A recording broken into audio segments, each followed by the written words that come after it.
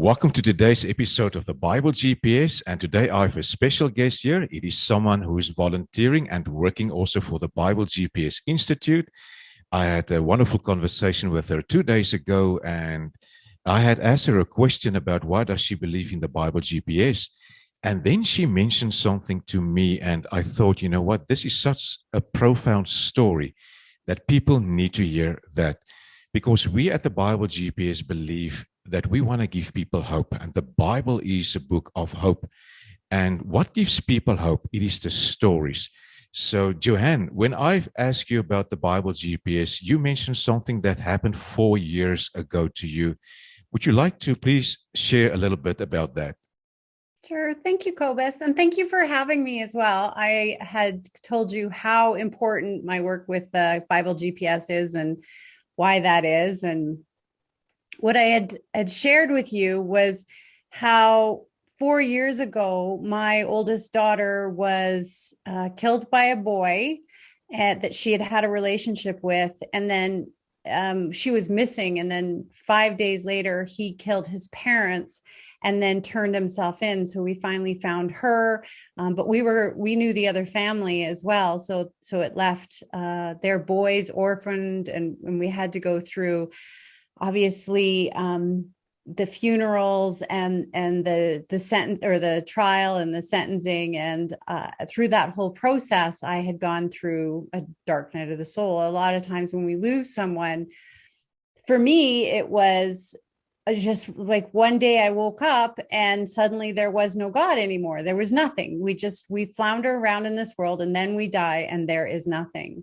And I knew that I couldn't live like that. It was a very dark place for me, and hence became my journey to try and find God again. So connecting with Bible GPS at this time where I'm finally beginning to be connected again has really inspired me. And then the messages that you share connect with me. Thank you, Jan. So in that time of darkness, Jan, what went through your mind? How was it possible for you to wrestle through every single day?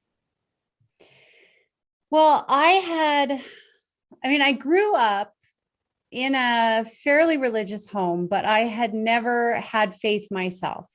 And it wasn't until actually, maybe about almost 20 years ago that I found my own faith, that I found that connectedness, that I found that thing that happens inside you when there's just peace because you trust and you have that faith. So in losing that, I felt alone and I felt empty, and I was terrified. Because I know what it's like to live life without any kind of faith. But I also know what it's like to live life with faith, hand in hand with my Creator. And here I was all of a sudden alone. And I knew that I had to do something to find that connectedness again. Now, Joanne, when you heard about that news of your daughter, I think she was 20 years old, am I right? She was 24. 24 years old. How did it impact your relationship about God, your prayer life? You said it was a dark place. It was a dark place for your soul. Can you maybe elaborate a little bit? What did that mean for you? How did you experience the darkness of the soul? Well, actually, I have a story about when I heard. I was camping out in BC, and I had been lost. And when I finally got to cell service again, of course, I had all these missed calls, and I get the news. And as soon as I got the news, I hit my knees and just started to wail and weep. I mean, you can't even imagine that kind of news. And I felt a presence.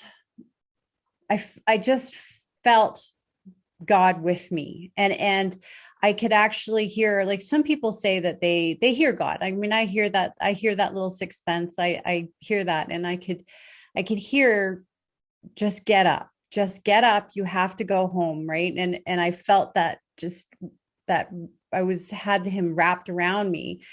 And then I stood up and we left, and it was gone. Suddenly the friend that I was with was amazed because he was an atheist. And when I fell to my knees and started to weep, then there was not a cloud in the sky yet. It rained, and he just was weirded out by the whole experience because it was so profound. So here we are on the ride home to Calgary, and I'm arguing with him about how no, there is no God. I was all wrong. And he's arguing with me about, well, there's something. So, but that dark night of the soul, I just alone. That's how I felt, alone. And I can't explain it. There was just nothing. There was all the fear, all the trauma. I was just in it all alone. I couldn't even pray. Were there times that you also questioned God, his existence, and why me, Lord? I didn't question the why me, Lord, but I definitely questioned God's existence. I love science, and I got heavily into quantum physics at that time because I thought maybe that would help me make sense of what happens when we die, because that was a big question. Instead was, what happens when we die? Where is she? I couldn't believe that she was in heaven. I just couldn't. It was terrifying for me to think that she just doesn't exist anymore. She's just gone. Yeah, death is so final. It's just amazing how final that is. Now, in that dark place, was there a moment that really moved you forward, that gave you traction during your dark time, that helped you to get out of that darkness? There was a time I was with a bunch of friends, and I was laying on the couch laughing, and I suddenly realized that I was laughing, and I had just started to feel like myself again. But because I knew how important faith was in my life, and that I had to find my way back to God, I had done a lot of work. I started doing breath work. I started going to church. I found a church in the neighborhood that I absolutely loved, and started talking to spiritually minded people again, and asking them, how do I find my way back? So that helped quite a bit. I knew I had to find it again. So I started to do the work to find it again, because I was at a crossroads. I either shut the door on it and become stubborn and obstinate about the whole thing and go down that path, or I am desperate enough. And I also asked God, I prayed too, like, please find me again. If you're there, find me again. And that helped put the people in front of me that I needed to bring me along in the journey. Yeah, I like the way you say it, God find me again. And that is so beautiful, that when we study the Bible or read the Bible, that God continues to pursue us with his compassion and his love. And this is exactly how you experience that.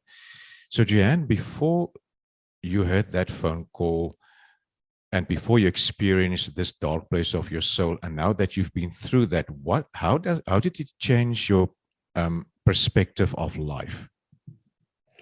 I operate out of a place of complete surrender. I mean, who's in my life, what's in my life, what I have, what I don't have, none of it is my business. That every moment is a moment that I need to be present and be here. And it's none of my business. I can't even begin to explain the wonderful things that have happened as a result of living in that, what I call a surrendered state. It's just, I don't fight anymore, any of it. Can you maybe explain a little bit more, Joanne, what do you mean that you surrender? Because it's a beautiful word, but maybe just to unpack it a little bit, what does it mean for you? Well, I was in a job that I loved. It was very comfortable, and I was paid very well, but I wasn't happy. It was toxic for me, and I knew it was toxic. So I had a moment with God and said, okay, well, I know this isn't right. So I'm going to leave. I'm going to trust. I'll go and I'll trust. My relationship is the same way. I was in a place where I was sick of dating. And so I just said, okay, God, you find them. I'm stepping out. I am stepping aside and getting out of the way. And you just lead everywhere that needs to go. And, my parents are getting older, and I can't control what's happening with them. So instead, I'm just being the best daughter I can. So again, just stepping out of the way, letting God lead, and no longer trying to fight to have my own way. Wonderful. Yeah, I like that you connect the two words, surrender and trust. And my verse for this year is Proverbs 3, verse 5. Trust in the Lord with all your heart and don't lean on your own understanding. And that is a verse of surrender. And I can also speak to that. It's just amazing when you just let go and let God. That is the way you grow in your spiritual journey. And I do sense it in you that you have grown a lot in your spiritual journey. And many times it is that pain we experience in life that causes, our spiritual growth. And maybe you can just share a little bit, Jan, what are you doing at this moment as a work? As for work? Yes. Oh, I digital marketing and fundraising for nonprofits, which Yes. is my passion. I absolutely love it. Yeah, it's Wonderful. amazing the places where I've been taken by just surrendering. I have a friend of mine who says that sometimes it's not enough to get on your knees. Sometimes you have to get flat on your stomach in the carpet and be that surrendered. Yeah. And that's the place that I was at. And it took me here. It's done all kinds of incredible things for me. Wonderful. And this is the way that God will surprise us, when we surrender. And I also realize that many times we always want to be in the light, but we lose our hope where it is dark. And this is where we need to look for our hope. And it seems to me, Joanne, in your journey, you have lost your hope where it's dark, you surrender, and that was the turning point for you. Yeah.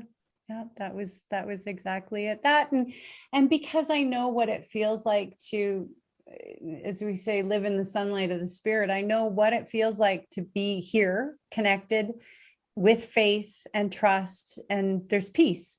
When I don't have that, there's only darkness and fear, and it's not. Yeah, I'll do anything to continue on this journey to keep this connectedness. And I know that it comes and it goes at times, but it's so beautiful when you're on fire and just plugged in.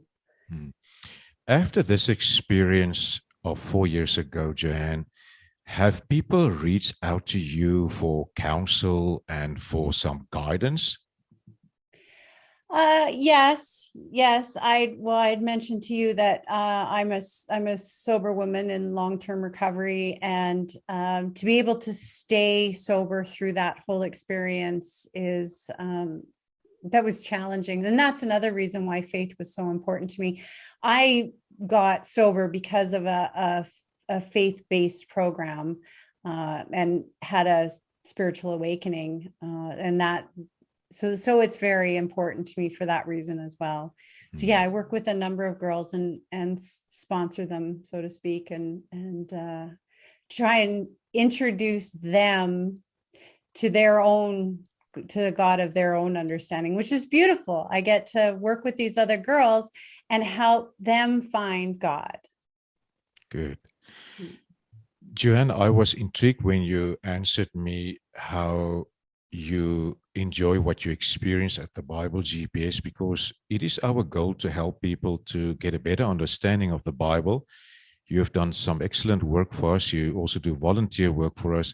Can you maybe just share a little bit of your experience with what we are doing? Yeah, so I take your messages and your shorts that you do on YouTube, and I download them and reformat them for Instagram, which means that I'm watching all your messages, I'm watching all of your YouTube shorts, and I get a lot out of it. There's a little nugget of something for me in each and every one of them that I can take out throughout my day. For me, it's almost like doing a daily reading, but more personal, because I know you, and the messages that you share just tend to really connect with me. So I'm very grateful for them. Thank you. You also watched the 20 videos of our discipleship course. If you can maybe just share a little bit about that, because you said that also really helped you to get a better understanding of God's word and faith. It did. So even though I was confirmed when I was a teenager, I forgot everything. And then when I did find God again later on in my life, I was baptized again, but I never had any kind of formal training. So for me to go through that discipleship course, I learned a lot about the history. I learned a lot about the format, about the stories, and then how do I apply that system that you teach to the passages. So it was great. It made me feel like I had a little bit more formal training in the Bible. Oh, I'm good. I'm glad to hear that.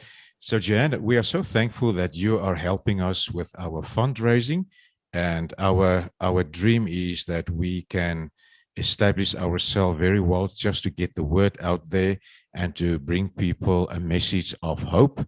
And this is why we do this podcast. And it's so great, Joanne, that you are involved with our work and that you have a great, great story of hope. So we are so thankful for that, Joanne. Yeah, thank you. Well, I'm very passionate about what you do, and that fuels my passion. Thank you. Joanne, all the best for your journey and God bless you. And may you continue to grow in your spiritual journey. And just amazing that you have experienced God's presence in the midst of your dark journey and that you can smile and know that the answer is really to surrender and let God and let go and let God. And that is the way we grow spiritually. So thank you very much for the time with us today, Joanne. Okay. Thank you, Cobus.